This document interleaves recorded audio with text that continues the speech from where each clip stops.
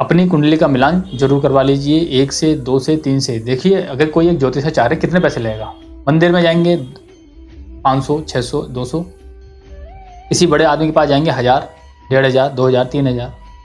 लेकिन अगर आप 3-4 जगह भी चले गए और आपके 8-10 हज़ार रुपये खर्च हो गए, तो क्या बड़ी बात है कि जहां आपके कोई सा भी कम से कम विवाह भी आज 10 लाख से कम नहीं होता। 5-10 लाख रुपए तो आराम से लग जाते हैं, पता भी नहीं चलता कि विवाह में इतना खर्चा कहाँ चला गया। बैंड वाले आएंगे वो जो है 50, 60, 70, 1-1 लाख रुपए तक ले जाते हैं।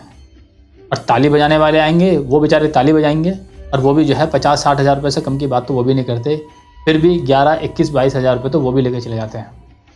लेकिन उनसे पूछो कि उनका योगदान क्या है, तो उनका योगदान कुछ भी नहीं है। डीजे वाला आएगा वो पैसे लेके चला जाएगा, सेंट पे, दारू पे इतना पैसा खर्च कर देंगे, लेकिन जो मुख्य चीज़ है कौन सी, जो ब्राह्मण वहाँ पर आपके फेरे करवा रहा है वो, और जो आपकी कुंडली का मैच मेकिंग कर रहा है वो। सिंह राशि के लिए शनि महाराज की जो राशि है ना, कुंभ राशि, ये इनके सप्तम भाव के स्वामी बनते हैं। और वर्तमान में कुंभ राशि में गुरु महाराज का गोचर चल रहा है, जो कि 10 अप्रैल तक का ही, वैसे तो 14 अप्रैल तक है, लेकिन 10 अप्रैल तक इनका ज़्यादा प्रभाव रहेगा। तो तब तक इनके बहुत ज़्यादा चांस हैं कि इनका विवाह, वैसे तो हो चुका होगा बहुत सारे सिंह राशि वालों लोगों का विवाह, लेकिन नहीं हुआ तो ये पूरा प्रबल योग बनता है अभी। उसके बाद 5 जून को ये शनिदेव भी अपनी वर्तमान मकर राशि को छोड़कर कुंभ राशि में प्रवेश कर जाएंगे। जब ये यहाँ पे प्रवेश करेंगे तब ये इनका योग बनना शुरू हो जाएगा विवाह का।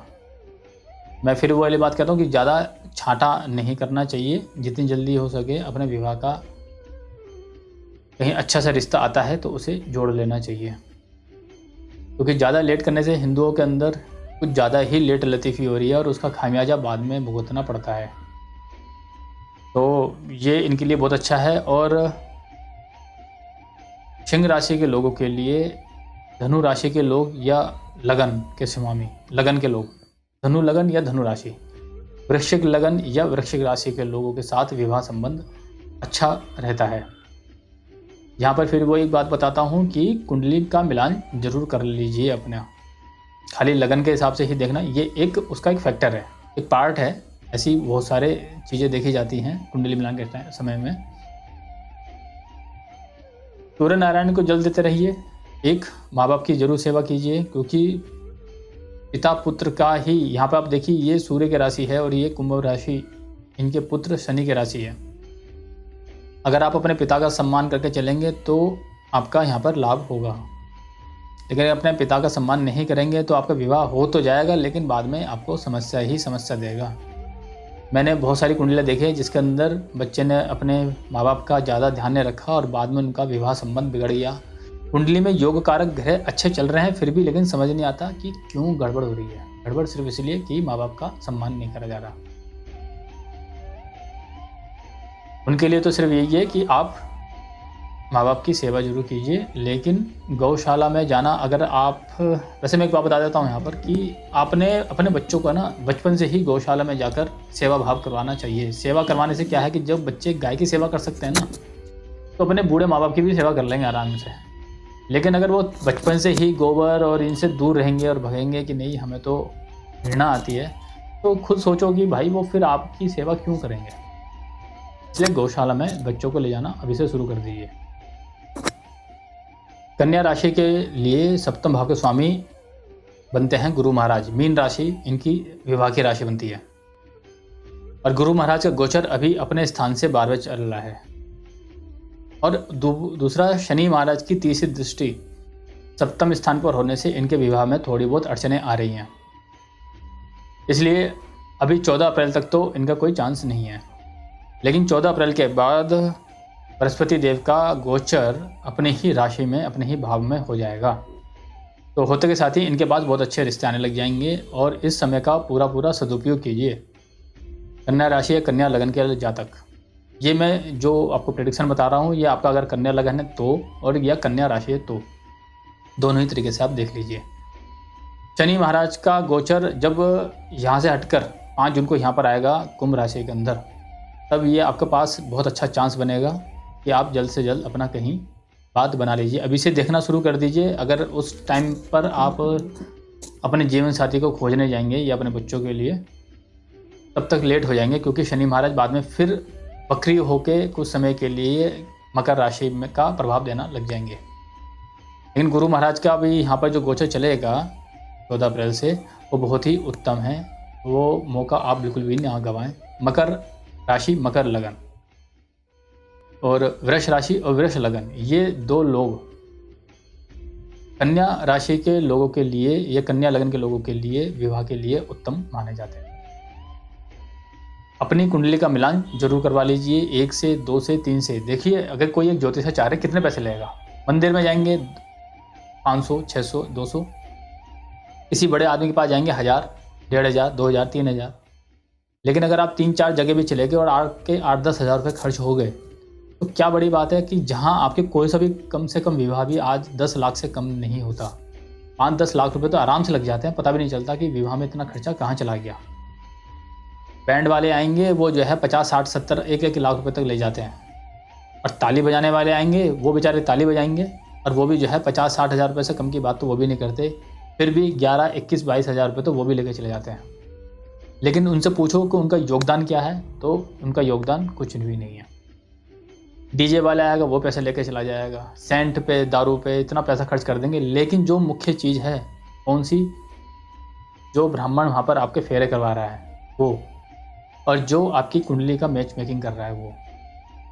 देखिए, जो डॉक्टर इलाज करता है वो खुद भी बीमार हो जाता है, वो खुद भी कई बार नहीं बचता। इसका मतलब ये नहीं है कि डॉक्टरी की पद्धति पे विश्वास करना बंद कर दें। मेरा तात्पर्य यहाँ पर सिर्फ इतना है कि कुंडली मिलान के समय दिल खोलकर आपको पैसा खर्च करना चाहिए। 1 से 2 से 3 से 4-5 कंसल्टेंसी जरूर कर लेनी चाहिए, इसमें कोई बुराई नहीं है। आपके जीवन का सवाल है। अगर अपने जीवन पे, अपने ऊपर आपने 10, 15, 20 हज़ार रुपये इन्वेस्टमेंट कर दिया तो क्या बुराई है? मैंने देखा है 20, 30 हज़ार रुपये के लहंगे लेके आएंगे और 1 टाइम पहनेंगे और उसके बाद ख़राब, वो 2 बार पहन लेंगे, उसके बाद वो क्या करते हैं? इतना पैसा यहाँ पर हमारे समाज के अंदर इतना ज़्यादा उड़ाया जाता है बेफालतू का। लेकिन जो ब्राह्मण समाज को एक अच्छी दिशा दे रहा है, उस ब्राह्मण के लिए तो आप क्या इतना नहीं खर्च कर सकते? ये बहुत शर्म की वाली बात है।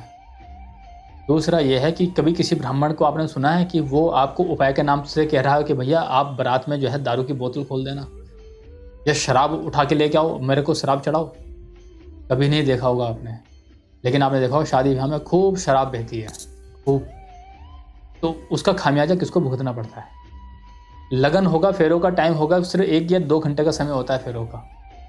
वो शुभ मुहूर्त जो है बैंड बाजे में मस्ती नाचने में चला जाता है और फिर बाद में कहते हैं कि जी पंडित जी ने जो है कुंडली मिलाई थी, उसका तो असल फल मिला ही नहीं। भैया, वो मुहूर्त भी तो आपने गलत चूज़ कर लिया ना। जो मुहूर्त बताया था उस मुहूर्त में तो आप सब लोग नाच रहे थे, शराब पी रहे थे, और उसके बाद में कहते हैं कि भैया मुहूर्त पंडित जी ने गलत निकाला, हमने तो कुंडली मिलवाई थी फिर भी जो है हमारा विवाह नहीं टिका। इसके पीछे बहुत सारे अपना भी गड़बड़ देखनी चाहिए। मेरा यहाँ पर तात्पर्य सिर्फ ये था समझाने का कि विवाह बहुत ही इम्पोर्टेंट पार्ट है लाइफ का। अगर ये बिगड़ गया तो बहुत कुछ बर्बाद हो जाता है, और अगर ये संभल गया तो बहुत कुछ दे के भी चला जाता है। इसलिए इसमें आपको पूर्ण तन्मयता के साथ इसमें अपना समय भी इन्वेस्टमेंट करना चाहिए और अपना धन भी लगाना चाहिए। धन किस सेंस में कि आप किसी ज्योतिष आचार्य को अच्छा पैसा दें ताकि वो तसल्ली से बैठकर आपकी जन्मपत्री पर समय लगा सके, धन कर सके। कन्या राशि के लोग गाय की सेवा करते रहें। गौ माता की सेवा तो जरूर करनी है सभी राशि वाले लोगों के लिए। बाकी इनका ये गोचर इस बार अच्छा जाने वाला है। कन्या लगन या कन्या राशि के लोगों का विवाह उत्तम ही होने वाला है। तुला लगन के लिए सप्तम भाव के स्वामी बनते हैं मंगल महाराज, जो कि अभी वर्तमान में वृश्चिक राशि में चल रहे हैं। और शुक्र महाराज का भी गोचर 23 मई को शुक्र महाराज का गोचर चलेगा मेष राशि के अंदर, और उस वक्त पूरे चांस हैं कि आपके प्रेम विवाह के संबंध स्थापित हो सकते हैं।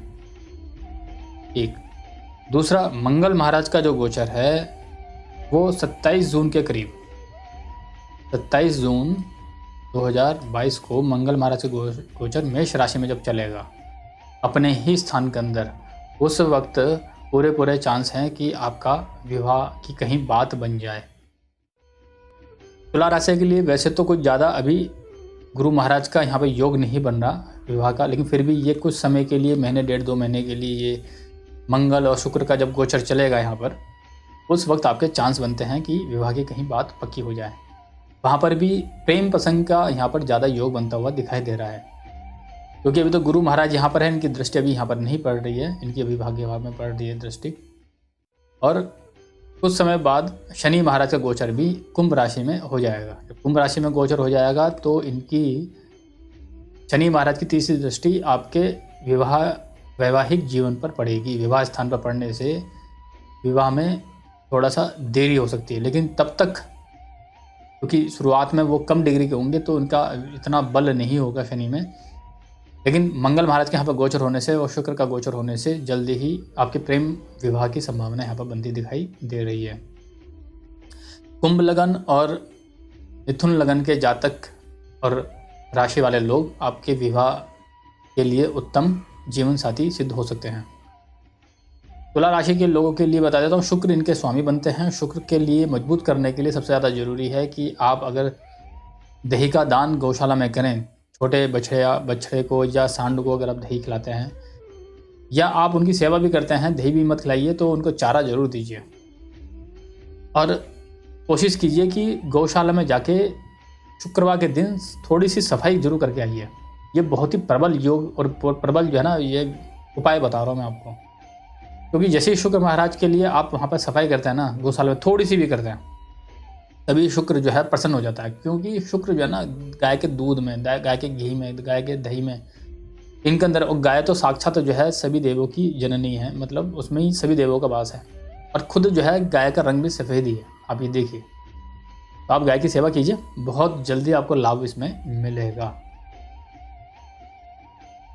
वृश्चिक राशि के लिए मंगल महाराज जो है अभी गोचर में ही चल रहे हैं अभी, और इनकी सप्तम दृष्टि सीधी अपने ही भाव पर पड़ रही है, अपने भाव पर नहीं, शुक्र के भाव पर पड़ रही है, जहाँ पर पहले से ही राहु महाराज विद्यमान है। तो अभी तो वृश्चिक राशि वालों के लिए विवाह का कोई भी योग नहीं बनना, एक बात। दूसरा, अगर आपकी कुंडली में किसी अच्छे ग्रह की दशा अंतर्दशा चल रही है या सप्तमेश की दशा अंतर्दशा चल रही है, तो चांस बनते हैं कि आपका विवाह कहीं बात बन जाएगी, एक बात। लेकिन और कुंडली के मुकाबले में वृश्चिक राशि वालों के लिए विवाह के चांस इस साल तो थोड़े से कम ही हैं, क्योंकि गुरु महाराज का जो गोचर है वो कुंभ राशि में, उसके बाद अपनी मीन राशि में होगा। अगर इस दौरान, अगर आपकी मान के चलो जैसे ही गुरु महाराज का गोचर यहाँ पर होगा और उस वक्त आपकी कुंडली में भी गुरु महाराज का दशा अंतर्दशा चल रही है, तो विवाह के चांस हैं। क्योंकि ये सप्तम भाव जो है, ये पंचम भाव जो है, संतान का भी भाव होता है। संतान तभी होगी जब विवाह होगा, तो विवाह के लिए ये प्रेरित करेंगे गुरु महाराज। और जब शुक्र का गोचर वृष राशि के अंदर होगा, उस वक्त भी आपके विवाह के चांस यहाँ पर बनते हैं। तो जून और जुलाई ये जो समय है, उस वक्त शुक्र महाराज आपके विवाह के लिए प्रयास करेंगे, तो आप भी कोशिश कीजिए कि मौके को गंवाएं ना।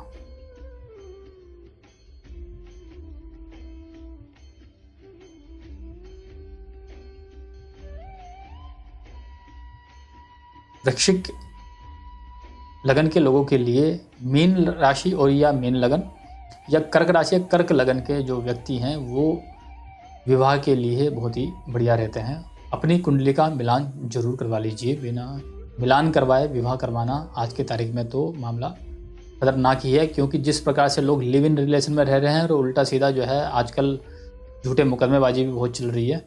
तो उन सबसे बचने का एक उपाय है, वो ये कि कुंडली मिलान जरूर करवा लीजिए। वृश्चिक राशि वाले लोगों के लिए हनुमान जी की उपासना और हनुमान जी के लिए भी रामचरितमानस का पाठ करना, उसका अर्थ जानना, ये बहुत ही फायदेमंद चीज़ है, इसको जरूर करें।